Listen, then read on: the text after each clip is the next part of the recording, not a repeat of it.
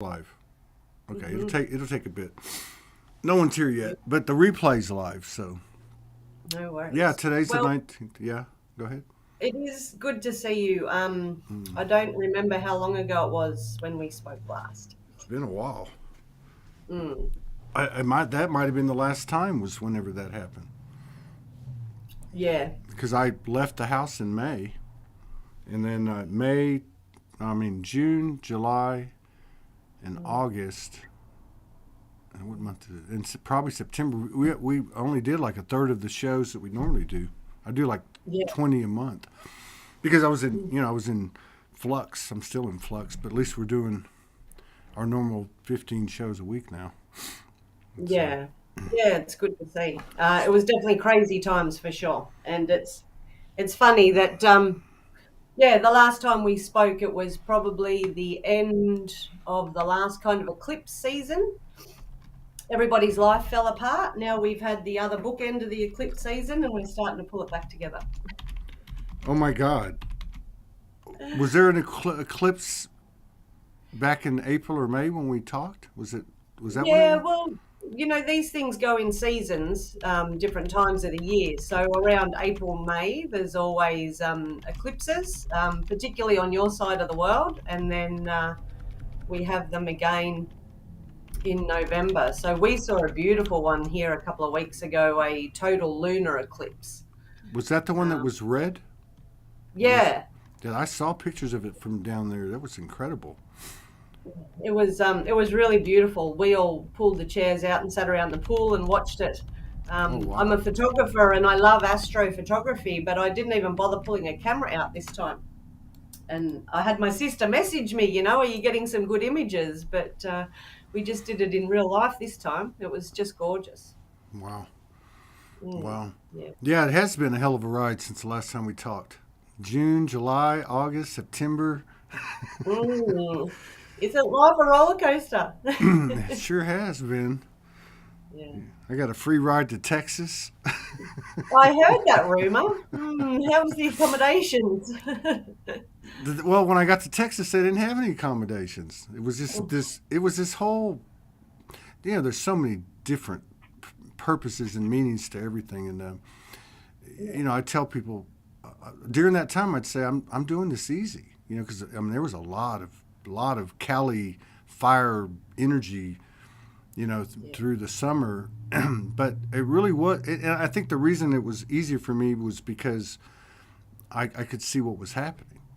Like, I mean, it was Yeah. just, I was plugged in. I mean, it wasn't even a by choice. I was just plugged in. But it was interesting because when I went to Houston, they didn't put anyone in, they weren't putting anybody in cells. They just had them in this big room.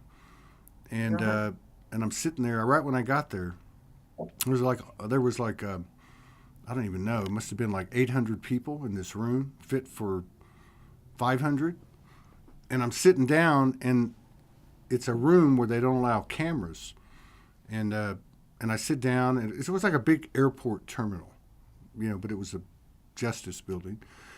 And so I don't know. Anyway, I was there to witness what I could describe as the beginning of the deconstruction of that part of it, of the justice system or the injustice system or whatever you want to call it. And Mm. because it was too weird that they would even do what they did for what. In fact, when I went to the judge, he goes, "This is crazy. I'm just going to let you off. Go." You know. So, but what happened was I was sitting there. I'd been there 15, 20 minutes, and they had TVs, and they were showing film of the room I was in, which allowed no cameras because there were signs everywhere. And and what it was, they were doing a news report.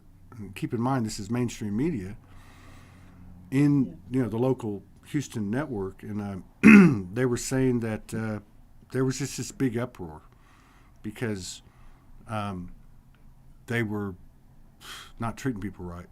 They had 1,000 people in there for 48 hours. They had, I mean, it was crazy. They had like 500 were in there for 72 hours, and 200 had been in there for 4 days, getting nothing but 3 times a day a bologna sandwiches and 4 cookies. It was crazy. But I was watching the whole thing, and I talked about it. I did a show on it. It was crazy. Mm. But yeah, overall, I mean, everybody's just been getting cleaned out. I guess Yeah. it's been challenging for everyone I've talked to, really. But everybody seems to be coming out of it. I know. You guys have had some challenges, but yeah. How are you doing? Mm. How are you doing? Yeah. Yeah, starting to get back on the surfboard now, so to speak. Oh, okay. um, I've heard snippets of what's happened with you, and with the way cycles move in the world, everything's pretty synchronicity, driven. I've watched your story and had similar things happen in a different vein. So I started this year with a commitment that I'm going to do these daily energy weather videos. Mm. That I was going to go with the flow of the frequency of numbers, because I play with quantum numerology a lot. And it was beautiful. So for the first 4 months of the year, I was doing these little videos. So I was reflecting at the energy of the day, and I was utilizing that for my best propulsion for my dreams. And then a little wheel fell off. I was late one morning, something happened, and I just fell out of pattern. Mm. And the way I explain it with these energy videos is that, if you're up on your surfboard, you're riding the frequencies, you're in control, you know what to look out for, and you know when the board's going to be a bit wobbly. But without being aware of that, so I just took my focus off it and went back to life, and all sorts of things happened. I fell and broke my arm. Whoa. So I've skated for 40 years and played roller derby and not broken anything but a nose. And just one simple thing. I won a new pair of skates. It was like skating in high heels. I tried to do one turn and over I went, broke my arm. Wow. So I didn't end up in the jail system. I ended up in Australia's public hospital system. And, similar thing, the numbers, the service, the obvious fact that the system that supports us is broken heavily. Right. And I could sit back a little bit like yourself, instead of the whole victim, life's happening to me, not even life's happening for me sort of thing, but this is life's happening through me. So I could kind of watch what was going on in an emergency room full of hundreds of people. I couldn't get seen to for like 12 hours, and I could use my breath work to relieve the pain myself, and I could just watch everybody else coming in. And it was very interesting because many people are coming in with heart problems at that stage. And Wow. anyway, long story short, it was about 4 days before I could end up getting an operation to set the arm, because I completely shattered it. And we had gone back to our house because I couldn't get operated on, and they said, well, we've got no beds for you, drive half an hour home. We hit a kangaroo trying to get me back to hospital and damaged the car, and the hospital just ended up falling on their knees and saying, you've been so understanding, can we put you up in the hotel next door so you don't have to go back home, you don't have to risk yourself, and we'll operate on you first thing in the morning. So it kind of became a no thing and petered out, and I was fixed. But from April, May onwards, it was hit after hit after hit, personal wise. And it was that arm that sat me on my ass to sit and, I couldn't do all the things I normally do as distractions. So I went through them. So, and again, that's where the whole the eclipse thing was going on around April and May. I fell off my surfboard of riding the frequencies and just became discombobulated, floating around in the ocean of energies with everybody else. And it was a struggle. I've had a lot of death energy around me in the last 6 months. I've witnessed a girlfriend lose her son.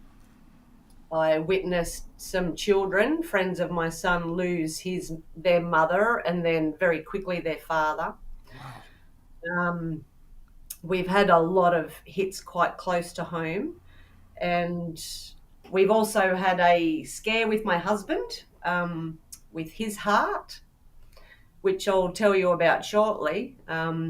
But interesting with the bookend of experiences that just recently in the last couple of weeks, we've experienced another death very close to us. It's one of my clients' grandfathers.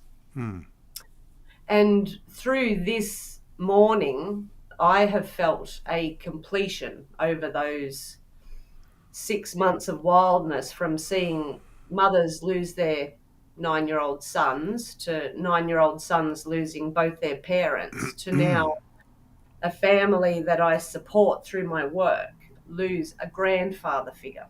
And I have every hair on my body standing up as I say this, because to me it's a huge reflection of what's going on with the energy that we've, I play with your beautiful Morgan in her circles, building the New Earth grid. And there's been a lot, so much work for all of us with the divine feminine and masculine, and our mothers and our fathers.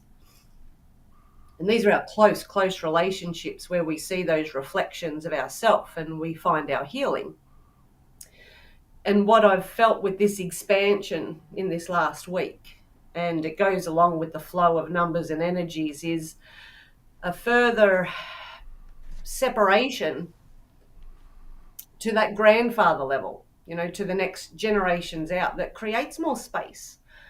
So, you're trying to heal relationships with parents or with children, and you're so attached to them because, we help form our children and we want us to be the best example for them. So we'll often do things that aren't our authentic self to try and get messages across to our kids or to our parents, But with that grandparent or grandchild relationship, there's that step back of, let you be who you are, and you just come to me for sweets or rides on the tractor, and you're free to be yourself with your grandparent a little bit more so than your parents.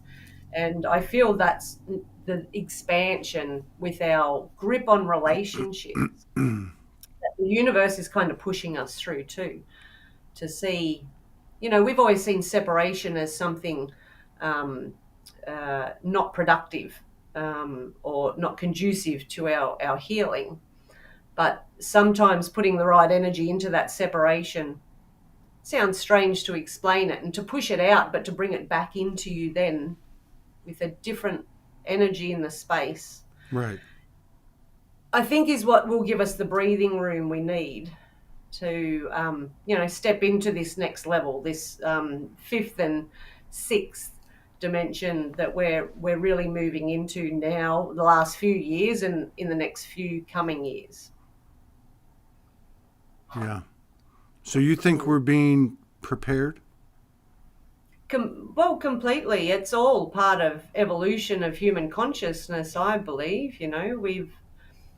I see, we talk a lot about dimensions, 5D, Soul Speaks even, and I align dimensions very much with, the standard 7 chakra system.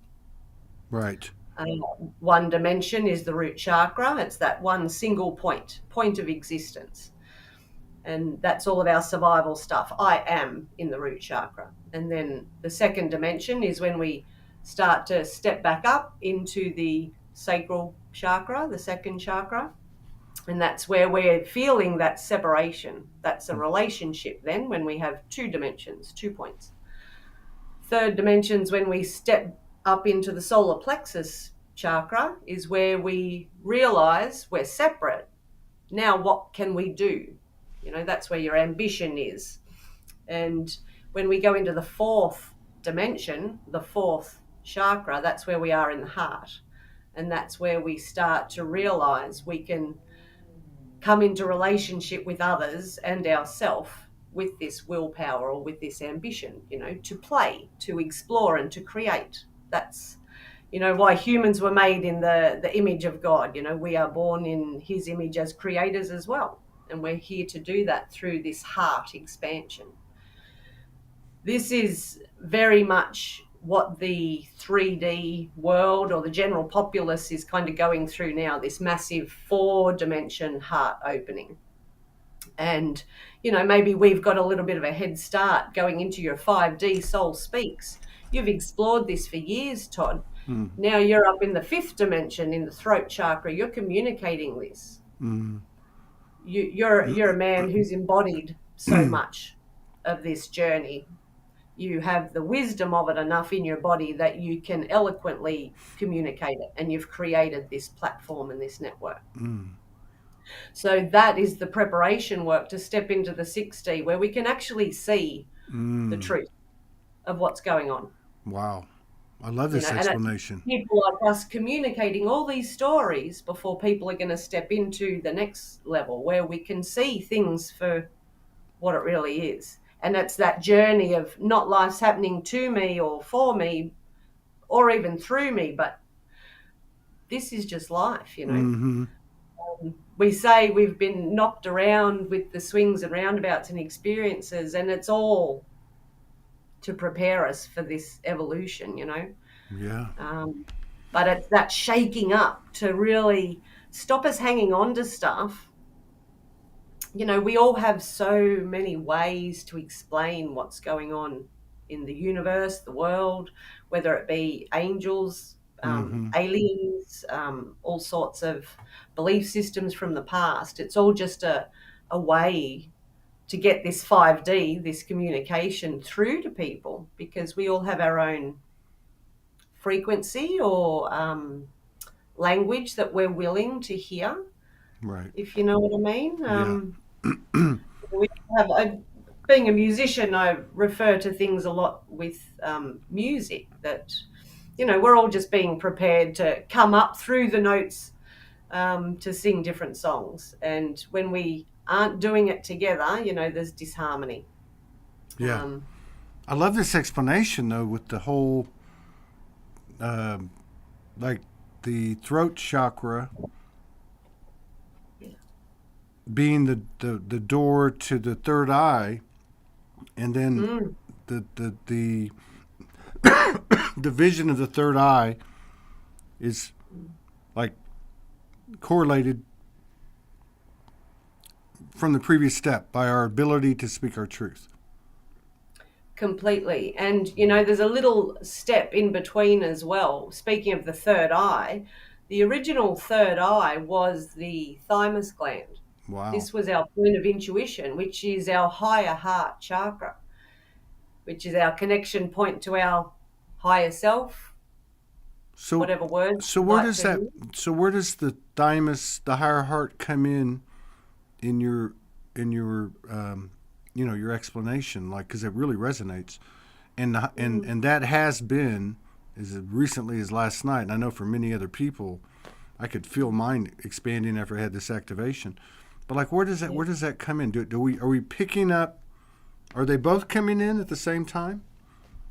Well, they are, because this is all just my beliefs and explanation and feel of it. But the higher heart chakra, if we believe that's the connection to our higher self, or that original energy of Fiona that decided to come down here and play, that's that connection point that knows me as an energy, without all of the stories of the physical Fiona. So it's through knowing that authentic self, that higher self, being brave enough to express it, that we can really open up our third eye. Because I work with kinesiology, and we work on unconscious, subconscious belief systems, helping people get through all sorts of issues in their life. So imagine, I've got 200 belief systems that I walk around in my general life with.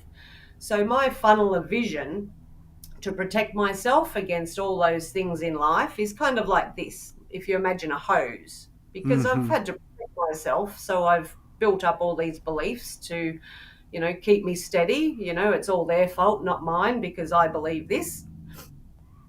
But when you can drop that and represent this higher self, your focus is blown right open. Mm-hmm. So therefore, your antenna is blown right open. You can see more. Right. Your clairs will come in a lot deeper when you are working from that authentic self. That makes sense to So me. the two openings is very Well, it important. makes sense And to me. It's almost like that. This one is the internal third eye, and this one is this one looks in, this one looks out, right? completely, absolutely, and that's the flow of energy altogether. It's the in and the out, so above, so below. It's not just one thing. Look at our own eyes. If we're looking with one eye, we're not seeing the whole picture, and everything's from a different perspective and out of whack. I'm going to bump into something. Two eyes, you have perspective. So if we're going to use two third eyes, call it your eighth and your ninth third eye, I don't know. But if you're using two, you're coming in from a more balanced Yeah, perspective. yeah, makes sense. I like what you And said though about. I like what you said about this is where the connection is to what we call Fiona, right? yeah, Okay, and so that really makes a lot of sense with what we're doing because, like, from a human perspective, or let's just say from these communities, it's like, okay, you got to go in, you got to go in, you got to go in, you got to go in, and of course, this is the great revealing, and that's where all this. Well, for everything that's happening around us, it's all happening right here. I mean, nobody yeah, has a choice in this matter, And I also like the no, explanation too of what you said too. And again, I know everything's a metaphor, but these all physical. We're all physical representations, and like the whole story about me going to Texas or you going to the hospital, you were able to uh, have that experience and stay grounded, which yeah. energetically had to feed the soul, really, and those around you, even I would imagine. Well, it did. The nurses, the doctors, the other patients were, you talk in these situations. So they had their eyes opened on someone, and this was hundreds of people that could watch someone whose arm was obviously, it was stuffed. Wow, And there's trying to throw all sorts of painkillers at me, and I declined. you And did? the doctors and nurses really took on board. I could explain to them what I was doing, and just thought it was fantastic. Heavy painkillers just make me vomit, Yeah, I and can't take those. But did, no, did you take anything? Could you take anything? they offered. Yeah, I did. I must Mm. admit, they offered me two Panadol when I went in. Well, that's To the emergency room, which yeah. is a placebo, 60% success rate, same as the placebo effect. Um, so, take their pills and, So did you uh, did you tell them how you were handling the pain? How you could yeah, do this? What did you tell them? yeah. Well, I told them I'm using a spherical breath. I'm just focusing all of my intention. I'm gathering all of my energy and focus, and I'm just using my intention to breathe through the top of my head. And I do this with clients all the time. We might have done it on one of our videos. Mm-hmm. Breathe through the head into the belly, breathe out my legs, breathe up through my legs into my belly, breathe through my head, breathe into my heart, breathe out my arm, breathe in through my fingers, through my arm. So I'm just using my conscious intention, flowing energy through me, just to stay calm, fill myself with ease and grace, and everything will work out okay. Like I'm on the floor with, there was all sorts of ages roller skating as well, little kids learning to skate. So you don't want to freak them out either. So, my first intention was just to stay calm as an example for these poor little kids learning how to skate. You don't want to freak them out. The old lady's fallen over and broken her arm. But so I explained the technique to the doctors and nurses, and they just went, wow, that's a big thing. Um, it was proof that we can use our mind over our matter. And whether people say it's false positivity or whatever, it worked. Yeah. So Well, you made an impression. I mean, they got you a hotel room. I know that was very nice. So Well, not to mention like with everything else that happened in addition to that, hitting yeah, the kangaroo and and the whole 9 yards. So That you was really, crazy. I mean, you like just snapped it. Yeah, so the end of the main bone, it was shattered into I don't know how many pieces, and I've got pin and plates put in there now, and there's still fragments floating around. But again, things happen. I've practiced yoga for 35 years of my life, and that stopped me in my tracks. I was starting to do inversions, and I can't make a full 90-degree angle on my Wow. wrist anymore. And I'm very much a physical person. I process emotion, thoughts through my body. I'm always moving. Um, I've gotten back on the skates, which is good. But for my flow practice, I haven't been able to go back to my yoga. So Mm. I actually reached out and found something else through a beautiful yogi friend. And maybe everything does happen for a reason. I couldn't do my yoga. It's led me to explore other things. So I went and did an ecstatic dance session Mm. with this beautiful friend. And the shift in just that, consciously moving energy through your body with music and dance Mm. was amazing. So I'm on a new journey finding other things to do with my body to process instead energy of now. instead of beating up women playing roller derby. I know, but geez, that's so much fun, I I didn't know you swear. did that. That's awesome. I used to watch that Yeah, when I was a yeah. kid. I was like totally infatuated with all the chicks. I was like eight Oh, 8 years man. old watching roller derby. No. I Um, should have worn my shirt, my derby name. And, that's another funny story. My derby name is Fee. People call me Fee, but it's ferocious. And ferocious. I'm one of the least ferocious people you'll probably come across. I'll go and breathe through my injuries after the derby court. But it's good fun. And there was a book I read when I was probably 18 called Zen and the Art of Motorcycle Maintenance Good move. by. That's a good book. Very good book. You've read that? A long time ago, like in the 80s, Oh man, it before you were was it was born.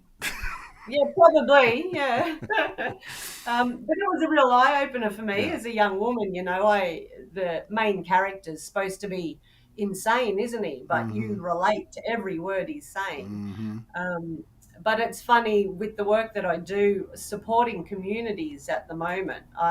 I have a book shaping up in my mind, the Zen and the Art of Roller Derby Maintenance, because the game of roller derby itself, it's like life.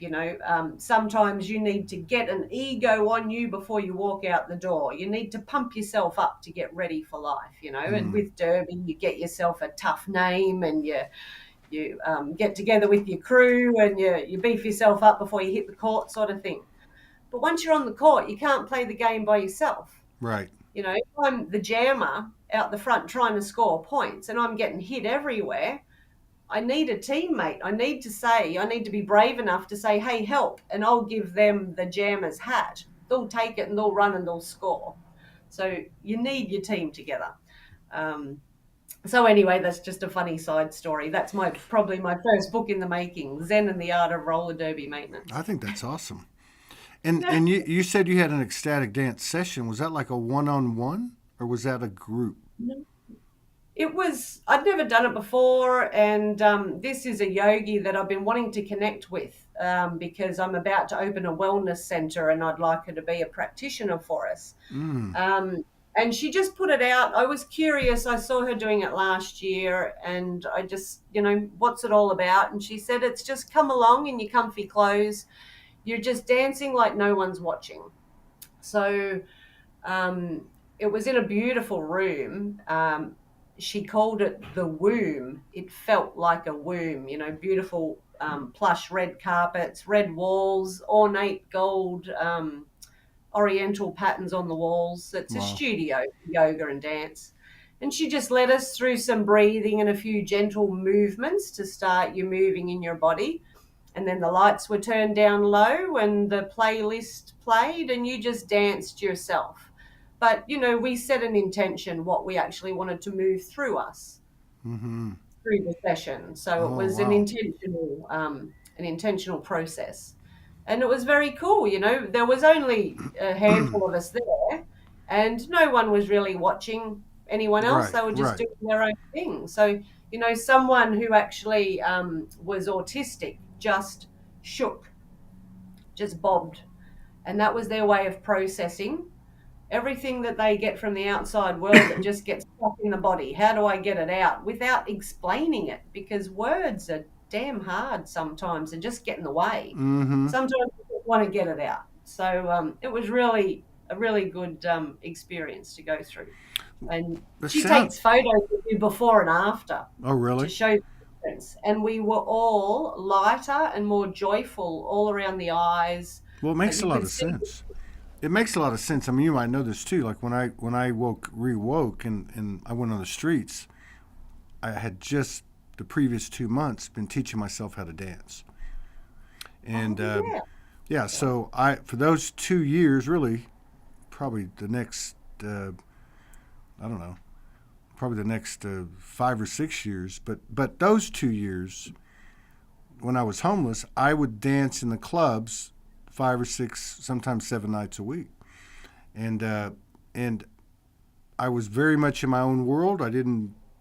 I think 3-4% of the time I might be conscious of other people, and then I would lose it, right? So I figured it out, and then my soul came in, guides came in, and said, "Hey, you're actually anchoring your soul.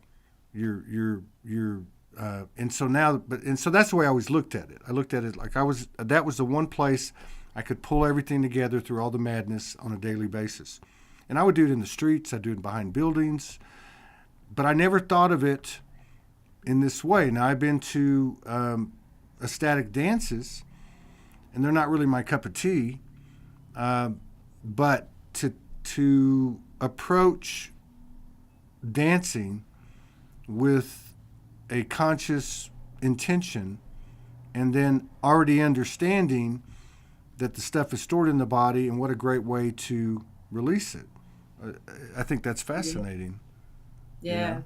I love what you just said about the soul coming into the body because when that gentleman was bobbing, so to speak, because I do see different things with energy as well, it was like there was this white oh, what can I picture? Like kids slime or something, but just going uh, Mm. bobbing down into his body. The more he did this, the more this white jello stuff kind of bobbed down into him. So perhaps that's exactly what I was seeing, his soul coming in to the body because so much of our life with stress we want to disassociate with the body. We want to get out of our body. Mm-hmm. Don't it hurts or it doesn't Mm-hmm. feel nice. And I've never explored dance a great deal, except, probably from 18 to 25, the rave scene. Mm-hmm. And I was disassociated. Yeah. People did explore things, most of the time Mm-hmm. hallucinations, mushrooms and raves in the forest sort of thing. And I suppose the intention was to move energy still then, but to disassociate from the 3D world and process, Well, young adult anger in the yeah. forest with some hardcore dancing. Well, I So missed. I mean, given the opportunity to I do it again. I couldn't even dance till I was 49. But part of that 2 years, I was in the, would visit a lot the after hours and underground scene. So I mean, I was 49, 50 years old, and there would be some people that would be 40, 50, but obviously most of them were. I didn't know anything about raves. But what I did recognize in that environment, especially in the non club, like in the underground parties at someone's warehouse or something like that, the energy of it was. It wasn't all fluffy love and light, and it wasn't like there was everything was present, but there was something that you would watch people. Like I remember I would go to this one place called the Mullet, which was like this giant warehouse that had all these rooms, and sometimes they'd have 3 or 4 or 5 different DJs, different rooms, one in the parking lot. And I went there quite often, and there was this one man came. He would come, and he would dress full blown as a woman in a dress, carrying a purse, and it just amazed me because, and he wasn't the only peculiar person, right? But this person would get out there and dance like nobody was watching, and it very much sounds like what you were talking about with this one on the spectrum. And Yeah. but yeah, it was such. There was an air of acceptance, Yeah. which I Oh, hadn't really seen, and that was because again, I'd never been to a rave. I'd heard of raves. I didn't know what they were. I mean, mm. what is that? And but there was an air of individuality and acceptance that I don't know if that's the way it is everywhere, but that sure looked like it Mm. was to me. Yeah, well, that was the scene for sure when I was in my early 20s. Mm. That, you weren't going to clubs where people were wearing all the right things or being judged in what they wore. Like, the freaks came out to play. People wore whatever the hell they wanted. Yeah. And it got pretty bizarre out there. And, the DJs, so to speak, were a little bit like a maestro taking people through an experience. As you Mm. said, there's energy in those things, and it shifts through the rave, or through the night. I guess it might start out, quite jazzy or a bit Mm. flowy, and then go a bit more love and light, raise the frequency, and Mm-hmm. then till 2 or 3 in the morning, and then it gets really like low frequency grindy, where people are Mm-hmm. really getting to the roots of things and Mm-hmm. shaking shit out. And then the sun comes up, the love and light comes out again. So it's a healing journey, those I don't think I raves. ever went to one where the sun came up, but Yeah. so we're cut from the Yeah. same cloth. So look, we got about 15 Anyway. minutes. If you want to do Yeah. something, whatever you want to do, because Mm. you Yeah, I'll, well, what else I was going to talk to you about is today is actually with the energy that I work with and the playing cards of life. Today is the King of Hearts day. King of So Hearts. you're in the Ace of Clubs day, which is all about focus on your mind and how you express yourself authentically. That's the energy you're in. And it's actually a bridging day between mind and expression. And now today, I'm here in Australia on the 20th. We're now in the hearts suit. So you and I are bridging across the world a Mm. shifting energy. You're still in mind and expression, whereas I've shifted to Sunday where we've dropped down into the heart. So now for the next 12, 13, 14 days, we're in the stream of heart, relationships, getting to know yourself, so your relationships are truer and more authentic. So Yeah. it's interesting. We're doing our call today, and to me, you're definitely a great representative of the King of Hearts. Oh. And the journey my husband's been on in this 6 month period is we've actually found out he's had a birth defect all of his life. It's explained so many ill health things he's had going on. Our son's a heart kid. We've told you that. He's had a couple of heart operations. It's probably come from Damien. Damien's whole life, his aorta has been wrapped around his throat. So, where the birth defect is right here, that higher heart chakra, Wow. where the aorta is starting to branch out and go down the throat. So we're facing some pretty scary open heart surgery for him in February. And he was in hospital in the ER 2 days ago having chest pains because we're quite concerned that this may cause issues while we're waiting for the operation. But Wow.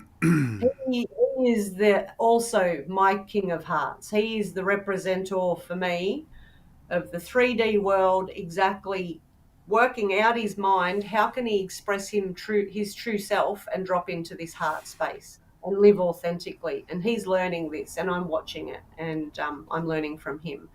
So the physical is forcing us to evolve instead of all of this work we've been doing for the last few years, thinking that's helping us evolve. I'm coming up from this way. Mm.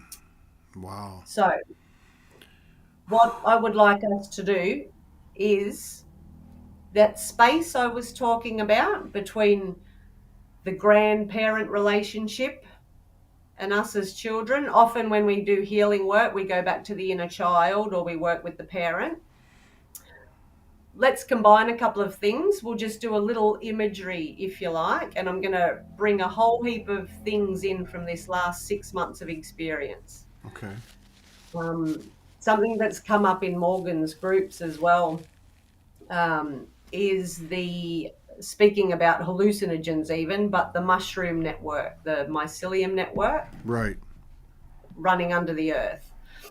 And to me, that's the fascia or the fascia system in the body as well, the information network. So it connects all of us around the world, it connects all of our cells in the body. So I'm just going to talk us through, if you're willing to do this with me, Todd, and Of anyone course. who's listening. Of course. We're going to talk through, we'll make up a little process to bring our pure self in, embed it into the earth, Okay. reach it out to all of our brothers and sisters, and then collapse that space between all of us. Because all of that huge distance around the world collapsed very quickly, does not leave room for judgment.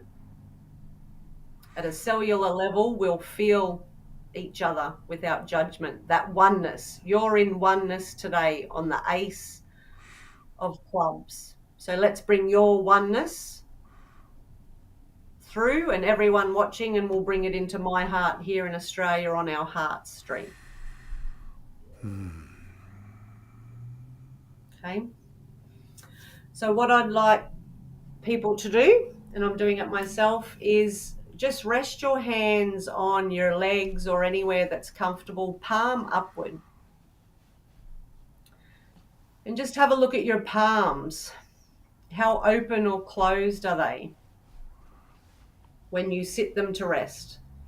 Are they curled up a little bit when you just sit them naturally? If we're relaxed and open, our hands will naturally present as open. So if your hands sitting on your lap are curling up into a fist, what I'd like us to do is to use our mind to focus our breath into our hands. So imagine you're breathing in to the pit of your belly and your fingers are going out straight. So your hands are flat and open and ready to receive. As you breathe out, you can let your fingers curl in a little bit. And as you breathe in, stretch your fingers out so you're open to receive everything. And as you breathe out, you can let them curl in a little bit. And just breathe through your hands in that process for a few breaths till your fingers are comfortable with being out and open and ready to receive.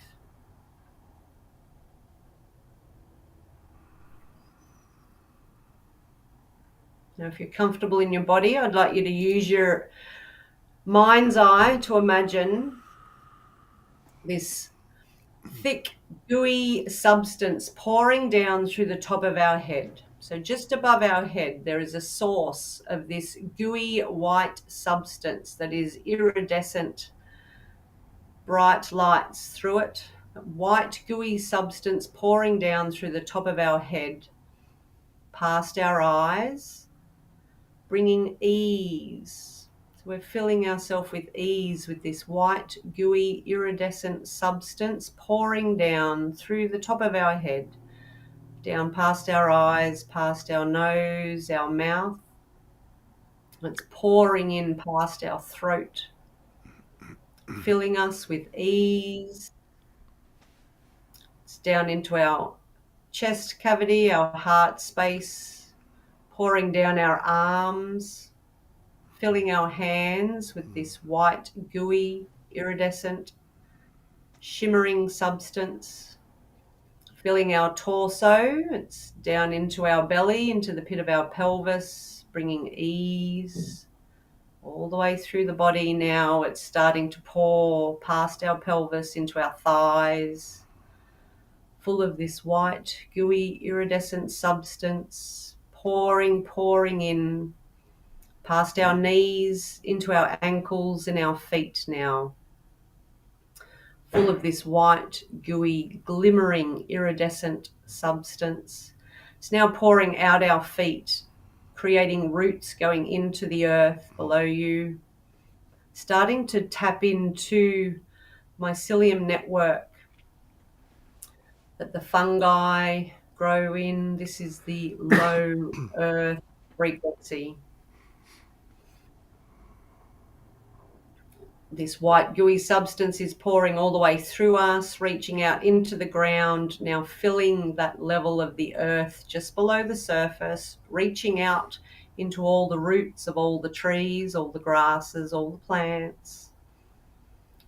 The white gooey substance is all the way through you, all the way into the earth and spreading out further and further. You can see it grow with the mind's eye out 1 kilometre away from you. You can see it starting to connect up with everybody else's in the world as theirs reaches down. When we decide to come here and play in this world, we come down through our bodies and we land splat into the earth, into this network.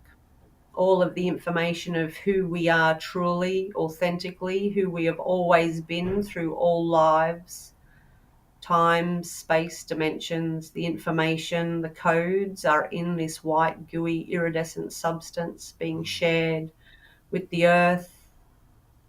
You're tapping into each other's information network, and the white, gooey substance is being shared amongst all. The iridescent lights are shining. You can see them moving quickly through the network of information.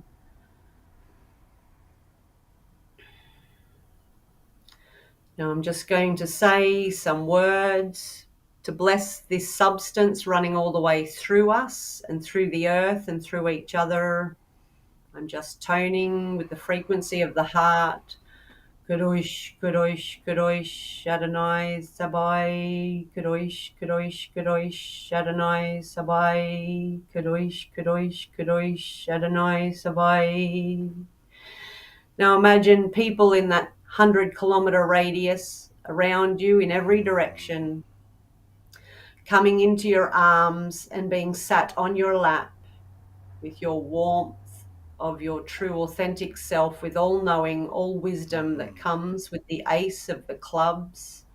It is the wisdom frequency filling us. We're breathing in the wisdom frequency of the ace of clubs, and we are breathing out the loving frequency of the King of Hearts. The King of Hearts loves all people for all their foibles and enjoys giving them the space and watching them play and explore and fall and pick each other up and love and giggle and play again. The King allows flow to happen. The King allows perspective from a higher level, the King of Hearts. We're breathing this frequency through us, around us, and everyone that we can touch with our energy.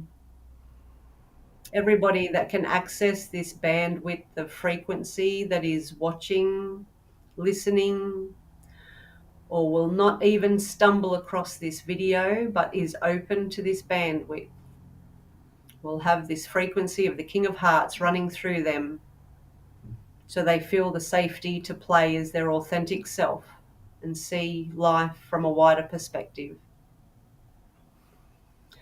Now, the people you've brought in from around you, let them go, run back to where they are.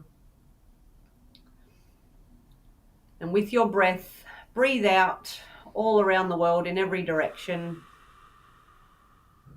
And breathe in from every direction, above you, below you, before, behind, from the left and the right, into the pit of the belly. And breathe out into the ground. Wiggle your toes and your fingers. Open your eyes if your eyes were closed. Just lightly close them again if you need. Come back to the room with us. And smile with your eyes. Like wise old grandfathers do. Wow. Whew. Man, I got hot. Like somebody just turned an oven on inside of me, like within about 3 minutes of it. So we've transmuted a little bit of energy there. When we have shifts in temperature, there is a little bit of an offing. It's a chemical process. Gases will be released, temperature changes happen. But I just felt yesterday was such a beautiful day for me, because I live and breathe these numbers, the cards of the book of life. It was my daughter's birthday yesterday. She was born on the ace of clubs. So I've grown the energy that you're sitting in my belly, and I've birthed it. Wow. And I've watched it grow for 13 years. And I love the energy of the Ace of Clubs. It is so wise. My daughter will sit in silence and let the world move around her and not be shaken. It's just amazing. So as you go to bed tonight, you'll feel the river shift into the frequency of the hearts. That's the suit we're moving into now. Oh, I feel that. You're right. Gases do remove. Beautiful, man. Beautiful. God, that was a power hour right there. Very good. There's a lot of stories in there. I love having a great chat with you, and our lives are, intrinsically aligned somehow, and the beautiful connection I know. between the kids You is can't. your beautiful You wife, can't. Morgan. Yeah, you can't argue with the synchronicity of this. This is incredible. No, not at all. That's right. And you gave me a couple of dates to choose from, and I actually wanted to do this a couple of days ago on the Friday, and I just couldn't pull it together. I'm, say, supporting this family, ready to go to a funeral tomorrow. So Well, it's been a little bit wild. So today was the day. well, thank you so much. I love you. It's good seeing you again. Love chatting to you too, Todd. And I'll just give a little plug. I'm bringing community in with the physical as well. I'm actually finally opening a wellness centre. Wow. In the physical in a little country town. So we're bringing the big city modalities into country towns and creating a community of people. We're collapsing that space between people and bringing them into our arms to be held. Wow. What's so the closest town that you're to? Because well, you're the closest larger town is called Wagga Wagga, and there's 60,000 people there. Yeah. But otherwise, this will be a little town with 5,000 people in it, and we're branching out to other little towns. But we're going to have an online community as well, so a that's membership awesome. program where we'll have people coached and held as well. So not just one-off meditations and healing sessions, but come join us on a journey and let us hold you up, because we've seen how bad the medical system is. We've reached out to the mental health system, and it is broken. Oh, yeah. We need each other. We yeah. don't want to just wait for emergencies. So if anyone wants to jump on board and have a look at our little membership program, we'll be launching that on the 12th of the 12th. 12/12. Well, I'm going to talk to you about that because, we're developing something. We'll developing something that's made for that. Perfect. Which we'll talk about it more. I'll reach out to you. We're gonna do another show with a country mate of yours that I think a lot of people are going to be interested in, because she's never, to my knowledge, never done a video, never put a picture up. But she writes some incredible stuff. Her name is Christina Papa Giorgio. She lives in Melbourne. And I noticed, I reached out to her because I noticed a lot of people, high frequency people, really follow her. And I've seen her around there for years. So Australia's coming on board today. Good work. Well, it's a beautiful day. You talked about the Kali fire energy that was going on through that whole period. We've now got the water energy. We're flooded. The storms. Really? We're just praying it stops raining. Again? Wow. Yeah, that's right. It was storming only just when I was getting ready for the video. I thought we were going to lose power. So really? Yeah. We're moving emotions here in Australia. We're really in the waters. The waters have broken from What's we are rebirthing. What's your husband's name? Damien. Damien, okay. Everybody just take Damo. I think Jennifer, what's her name's husband's Damo too? Jennifer, I don't know her last name. I can't remember. She's been on a few maybe. times. He's an amazing man. I should have got him on because it's his story that's being told. It's Well, you if know, he epitome. He was a big tough mhm. biker in the finance world, doing all sorts of things. He's now caring for people in hospitals. Wow. He too went to hospital with his chest pain. He too declined their medicine because he will use prescription medicinal marijuana legally. And the doctors are now saying, well, that's fine. You go home and you take more of that then. You don't need our chemicals. Well, let's yeah. The If world's changing. talk to him and see if he wants to come on, or both y'all together. Yeah, But beautiful. in the meantime, if everybody would just take a moment with me and just lock in communion in the circle of life with all of our guides and angels. We form a circle of life and place Damo in the middle. And all the angels in heaven witness the eternal moment as we send peace, comfort, and healing to Damo and to all your family. In love and light, love and light, love and light. Thank you. I'll see you again. I love you. Peace out. Thanks, brother. We'll be Love right you. back.